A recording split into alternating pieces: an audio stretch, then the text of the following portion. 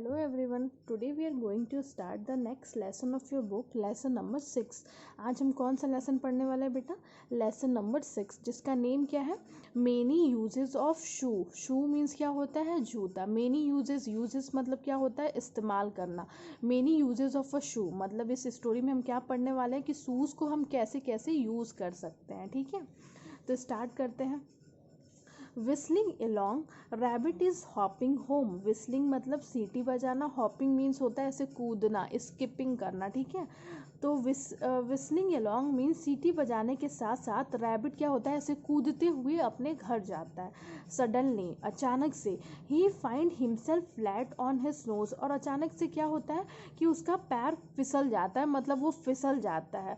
फिर rubbing his nose and knee, उठता है और अपने नोज को और नी को साफ करता है.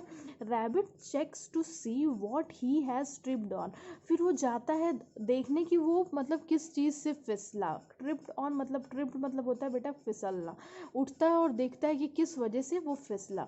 हे what is this, a shoe. और कहता है अरे ये क्या है, एक shoe. Rabbit pulls it out and drag its home. Ravi क्या करता है, रैबिट क्या करता है, उसको पुल खींचता है और उसको ड्रैग खींचते हुए घर ले जाता है. What can I do with this dirty shoes? Wonders rabbit. Rabbit सोचता है कि मैं इस गंदे शूज से क्या करूँगा. After cleaning the shoe, rabbit has an idea.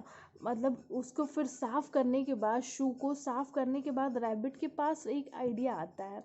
He hangs the shoe on a nail with the toys pointing downwards. उसके पास एक आइडिया आता है और वो क्या करता है, एक कील, नेल मतलब क्या होता है बेटा, कील में उस जूते को ऐसे टांग देता है, जिसमें उसके जो पैर वाले टोज जो पॉइंटिंग होते हैं वो नीचे होते हैं. जैसे देखो यहाँ पे कील लगी होगी कहीं और यहाँ पे उसने टांग दिया है और ये पैर रख, जहाँ पैर की उंगलियां होती हैं वो नीचे रहता है. ठीक है. Rabbit puts all his carrot into the shoe. Looking at it he says it makes a handy carrot holder. Ravi क्या होता है अपने सारे कैरेट इसमें रख देता है और उसको देखता है और कहता है अरे वाह, ये तो एक बहुत सुंदर हाथ से बना हुआ कैरेट होल्डर बन गया है. अ फ्यू डेज लेटर, कुछ समय बाद, rabbit gets a new carrot holder on his birthday. Rabbit को क्या मिलता है, एक कैरेट होल्डर मिलता है उसके बर्थडे में. ठीक है. After moving all his carrot into the new holder, rabbit throw the shoes in his garbage. अब उसको नया कैरेट होल्डर मिल गया तो वो क्या करता है, अब वो जो पुराना है उसको हटा देता है और उसको गैरेज में फेंक देता है. ठीक है. When mouse is building a nest for her baby, she find the shoes. जो माउस है, चूहिया है, वो अपने बच्चों के लिए क्या बनाती है, घोंसला बनाती है. तो वो क्या देखती है, शूज को देखती है. Just what I am looking for, she says, this makes a cosy home for my babies. Cosy means होता है बेटा कंफर्टेबल, मीन्स आरामदायक. वो जैसे जब वो फेंक देता है तो क्या होता है, माउस एक दिन देखती है और कहती है कि चलो, मैं जिस चीज़ के लिए देख रही थी, ढूंढ रही थी, ये शूज़ मेरे बच्चों के लिए एक आरामदायक घर बन सकता है. Dragging it to a corner of garage, mouse puts some grass, cotton and thread in it. फिर उसको कोने में ले जाती है और उसमें क्या पुट करती है, ग्रास थोड़ा डालती है, कॉटन डालती है, and thread in it. A warm and snug home for her babies is ready in no time. Snug means मतलब होता है गरम. जैसे उतना उसमें घास और कपड़े उपड़े डाले तो बच्चों के लिए गरम घर बनाया है उसने. गरम ही घर बनता है छोटे बच्चों के लिए. तो उसने एक सुंदर सा मतलब एक आरामदायक अपने बच्चों के लिए बना दिया है, बिल्कुल थोड़े समय में ही. ठीक है.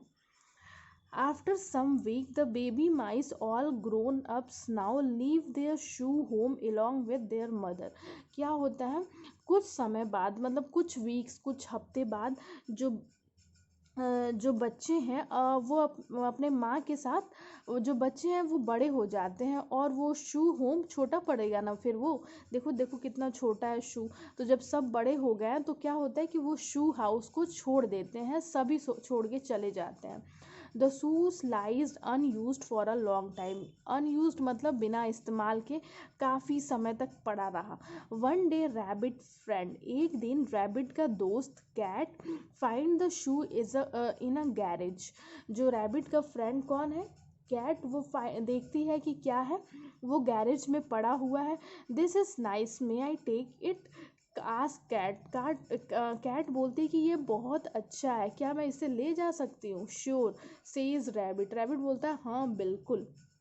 At home, cat puts some soil into the shoe and plants a sapling in it.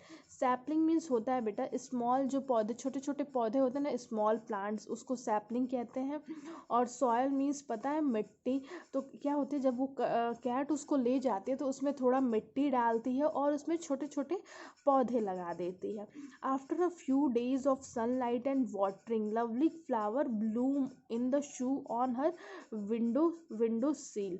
मतलब क्या होता है, कुछ दिनों के बाद सनलाइट और वाटरिंग मतलब देते रहती है हमेशा, तो कुछ दिनों बाद देखते कि खूब सुंदर सुंदर फूल खिल गए हैं उसके विंडो के पास, ठीक है। The flowers look beautiful in their unusual shoe pot. और देखती कि जो फ्लावर है वो बहुत सुंदर दिख रहे हैं उसके एक इस अनयूजुअल मतलब थोड़ा अलग सा उसके शू पॉट में। अब देखो ये इसका शू पॉट है तो थोड़ा अलग सा है ना, ये नॉर्मल फ्लावर पॉट कैसे होता है, ऐसे गोल सा होता है। तो but once the weather change and the flowers are all gone, cat forgets all about her shoe pot. लेकिन जैसे ही मौसम चेंज हुआ और सभी ये फूल मुरझा गए तो कैट क्या, फॉरगेट मीन्स क्या होता है, भूल जाना, वो भूल जाती है शू पॉट के बारे में, ठीक है। In time the shoe rolls off the window sill, और उस समय क्या होता है उसके विंडो सील जो विंडो के पास उसने रखा रहता है वहाँ से वो गिर जाता है, ठीक है। मतलब ऐसे जब वो खाली हो गया तो वो गिर जाता है। Puppy find its and pause the shoe around a few times.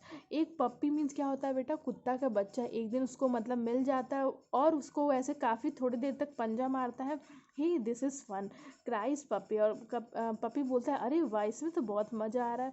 He takes the shoes to his kennel on the farm. Kennel means होता है बेटा जहाँ पे कुत्ते रहते हैं ना, उनको हम कहते हैं canal.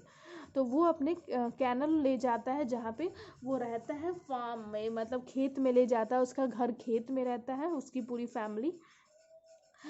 In a few months the family on a farm moves away to a new home। कुछ समय बाद जो ये फैमिली रहती है ऑन अ फार्म मतलब वो कहीं चली जाती है, दूसरे जगह चली जाती है। Puppies goes along with them and forgets all about the shoe toy।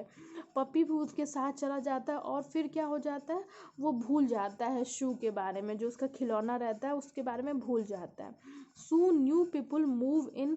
When Ram find the shoe in the kennel, he is surprised but very very happy। फिर क्या होता है उस फॉर्म में मतलब उस खेत में फिर कुछ नए लोग आते हैं और देखते हैं कि एक शू पड़ा हुआ है और उसको देख के बहुत खुश होते हैं, मतलब पहले तो आश्चर्यचकित होते हैं फिर बहुत खुश होते हैं। Smiling all the while, he clean and repair the shoe, it now looks as good as new। फिर वो क्या करता है, जो राम है उसको पहले उसको अच्छे से साफ सुथरा उसकी मरम्मत करता है। रिपेयर्स मतलब क्या होता है, रीमेक, उसको अच्छे से रिपेयर करना, मरम्मत करना। फिर वो क्या देखता है कि वो मतलब एक बिल्कुल नए जैसे शूज़ दिख रहा है। Then he pulls out it pair and wears them both. फिर क्या होता है, अब उन दोनों जूतों को पहनता है। At last Ram has found the shoe he lost so many month ago. Lost the shoe find the place where it belong. Ram has found the shoe he lost so many months ago. मतलब फिर क्या होता है, राम राम मतलब found the shoe he lost so many month एगो।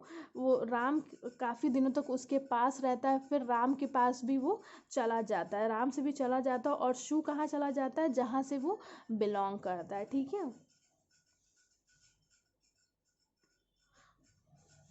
देखो आपको समझ में आ गया हो गया बेटा। मेनी यूजेस ऑफ अ शू, पहले क्या होता है इसमें, पहले इसको होल्डर बनाता है, फिर इसको घर बनाता है, फिर इसको देखो क्या बनाता है, एक पॉट बनाता है, ये खिलौना बनाता है। फिर जब राम के पास काफ़ी समय तक रहता है और जब ये मर जाता है मतलब ये कहीं चला जाता है, इसकी डेथ हो जाती है, फिर ये कहीं चला जाता होगा जहाँ से ये बिलोंग करता है, ठीक है। तो आपका होमवर्क क्या है बेटा कि इसको अच्छे से पढ़ो और इसमें से जो भी आपका फेवरेट कैरेक्टर हो, कोई कोई भी एक, या तो आप शूज़ बना सकते हो, रैबिट बना सकते हो, माउस बना सकते हो, कैट बना सकते हो, पपी बना सकते हो, जो भी आपका फेवरेट कैरेक्टर हो। अगर आप चाहो तो, अगर आपको ऐसे पढ़ते पढ़ते बोर हो जाओ तो आप एक बना सकते हो, ठीक है। लेसन का नेम लिख के फिर आप जो भी ये चाहो बना सकते हो। ये एक बार आप एक्सरसाइज फिल करने की कोशिश करिएगा, फिर मैं इसका फ़ोटो अपलोड कर दूँगी, ठीक है। Thank you.